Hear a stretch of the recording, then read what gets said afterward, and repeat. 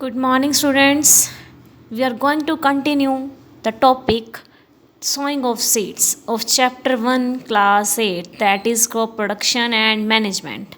तो यहाँ हम बात करेंगे सीड्स को किस तरह से बोया जाता है। दो मेथड्स हैं, one method is manual method and second one is mechanical.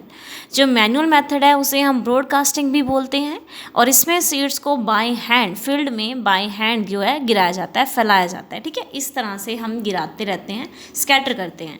और ये जो मेथड है मोस्टली स्मॉल फील्ड्स में यूज़ किया जाता है।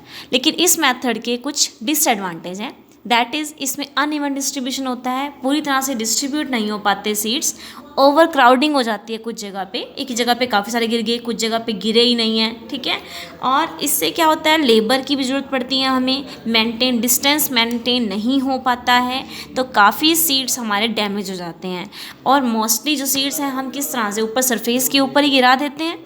सरफेस पे गिराने की वजह से क्या होता है, प्रॉपर उसे मॉइस्चर नहीं मिल पाता, काफ़ी इंसेक्ट्स या बर्ड्स उसे पिकअप कर देते हैं। ठीक है, तो हमारे इस मेथड में मोस्टली सीड्स जो होते हैं वेस्ट हो जाते हैं। तो हम जो है दूसरा मेथड जो यूज़ करते हैं दैट इज़ मैकेनिकल मेथड। वो यूज़ करते हैं बाय यूजिंग सीड ड्रिल। जो सीड ड्रिल है उसकी हेल्प से हम जो है इम्प्लीमेंट यूज़ करते हैं। एक पुराना टाइप का आता था सीड ड्रिल, जो है वो सिंपल होता था, इसमें एक फनल होती थी, एक लॉन्ग पाइप होता था और इसके बैक साइड पे एक प्लफ भी होता था, ताकि वो प्लफिंग भी होती रहेगी और थोड़ा प्रॉपर डेप्थ पे जो है हमारा जो है सीड्स लगाए जाएंगे। ठीक है, पाइप के थ्रू मोर एडवांस। लेकिन आजकल जो है इससे भी ज़्यादा एडवांस सीड ड्रिल भी आ गई है, जिसमें 4-5 फरो होते हैं एट अ टाइम, मतलब एक ही टाइम पे साइमल्टेनियसली काफ़ी सारे सीड्स रिलीज़ हो जाते हैं। ठीक है, और इसको जो है यूज़ किया जाता है ट्रैक्टर की हेल्प से, जो है हम इसको चलाया जाता है। तो इसके एडवांटेज है काफ़ी कि इससे ओवरक्राउडिंग भी नहीं होती, प्रॉपर डिस्टेंस पे भी लगते हैं, प्रॉपर डेप्थ पे लगते हैं, प्रॉपर मॉइस्चर मिलता है, ऊपर सॉइल की कवरिंग भी रहती है ताकि ना बर्ड्स खा सकते हैं ना इंसेक्ट खा सकते हैं, लेबर भी बचती है और टाइम भी बचता है हमारा। ठीक है, उसके बाद हम टॉपिक बात करते हैं ट्रांसप्लांटेशन की। ट्रांसप्लांटेशन का मतलब क्या है, कुछ प्लांट्स के सीड्स होते हैं जो उन्हें स्पेशल केयर की ज़रूरत होती है। ऐसे कौन से हैं, जैसे कि राइस हो गया, कुछ वेजिटेबल्स भी हैं, टमाटो है, अनियन, कैप्सिकम शिमला मिर्च को बोलते हैं, ब्रिंजल बैंगन हो गया। ठीक है, पहले जो है हम इन्हें एक छोटे से लैंड में, मतलब नर्सरी बोलते हैं हम इसे, उस जगह पे थोड़े से एरिया में ही काफ़ी सारे लगा लेते हैं, तब उन्हें कुछ पीरियड के लिए वहीं अलाउड किया जाता है ताकि उसमें से सीडलिंग्स निकल आएँ।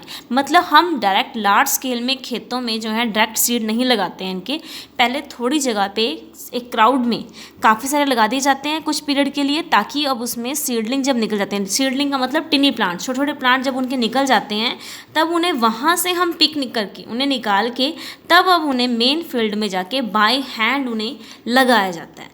तो इस प्रोसेस को हम ट्रांसप्लांटेशन बोलते हैं। आपने देखा होगा राइस को किस टाइप से लगाया जाता है, राइस की हम जो है उन्हें सीड्स को नहीं लगाते डायरेक्ट खेतों में, जो हैं उनकी क्या लगते हैं, इस टाइप से उसका छोटे छोटे पेड़ लगते हैं, मतलब प्लांट्स को छोटे छोटे को लगाया जाता है फील्ड्स में। ठीक है, तो क्यों इन्हें कैसे बनाया गया, पहले छोटे से एरिया में इन्हें ग्रो करवाया गया, तब हम इन्हें बड़े फील्ड में प्रॉपर केयर ताकि इनकी हो पाए। ठीक है, इस टाइप से लगाते हैं क्योंकि इन्हें प्रॉपर केयर नहीं मिल पाती अदरवाइज।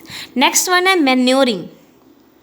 मैन्योरिंग में क्या है, प्लांट्स को न्यूट्रिएंट जो मिलते हैं सॉइल से मिलते हैं from there healthy growth. Nutrients कहाँ से लेंगे, प्लांट सॉइल से लेते हैं, लेकिन हमेशा जरूरी नहीं है कि सॉइल जो उन्हें प्रोवाइड कर पाए प्रॉपर न्यूट्रिएंट्स जो उन्हें चाहिए होते हैं। ठीक है, हम बार बार क्रॉप्स उसमें लगा रहे हैं तो लगाने की वजह से उसमें न्यूट्रिएंट्स की कमी आ जाती है, तो सॉइल के न्यूट्रिएंट्स में कमी आ गई है तो क्रॉप्स को कोई कमी ना रहे तो हमें एक्स्ट्रा एफर्ट्स करने पड़ते हैं, एक्स्ट्रा न्यूट्रिएंट्स देने पड़ते हैं सॉइल में, और वो न्यूट्रिएंट्स किस मेथड से दिए जाते हैं उसको मैन्योरिंग बोलते हैं। मतलब उसमें हमें खाद डालनी पड़ती है, फर्टिलाइजर्स डालने पड़ते हैं, टाइम टू टाइम डालने पड़ते हैं। ठीक है, तो नेचुरल या केमिकल फर्टिलाइजर्स को ऐड करना ताकि प्लांट्स की ग्रोथ हेल्दी हो सके, इसे हम क्या बोलते हैं, मैन्योरिंग।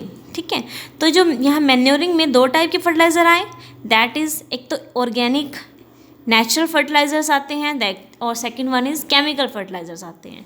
नेचुरल फर्टिलाइजर्स में क्या होगा, इसमें जो है लिक्विड या सॉलिड मैटर होता है जो एनिमल वेस्ट से निकला है या फिर प्लांट्स का है। ठीक है, कुछ जैसे कि नीम की खाद है, कुछ या फिर वो लगा लो आप जो गोबर वगैरह होता है, इसका हम यूज़ करते हैं नेचुरल फर्टिलाइज़र की तरह, ठीक है।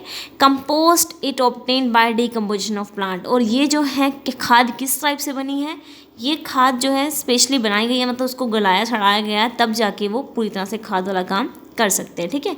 कुछ माइक्रो ऑर्गेनिजम्स होते हैं वो इसे ऐसा बना देते हैं। फार्मर्स जो है वो अपनी ही कंपोस्ट, अपनी ही खाद तैयार करते हैं। वो क्या करते हैं, जो उनके एनिमल का डंग वगैरह होता है या उनका कुछ खेतों का कुछ वो रेजिड्यू वगैरह होते हैं, वो उसे एक डंप में, मतलब एक बड़े से गड्ढा कर लेते हैं वो खेत में, और उसमें डाल देते हैं, काफ़ी टाइम तक उसे ऐसे छोड़ देते हैं बंद करके। तो जब उसको खोला जाता है तो वो डिकम्पोज हो जाता है। अब जो है मतलब इसको काफ़ी टाइम लग जाता है, काफ़ी मंथ लग जाते हैं, 1-2 मंथ्स, ताकि वो पूरी तरह से कंपोस्ट जो है तैयार हो जाए, ठीक है। इन क्लास 6 आपने जो है पढ़ा था कि अपना कंपोस्ट खुद किस तरह से बनाया जाता है, बायोडिग्रेडेबल होम वेस्ट और वर्मिंग कंपोस्ट, ठीक है, अर्थ फॉर्म्स की हेल्प से।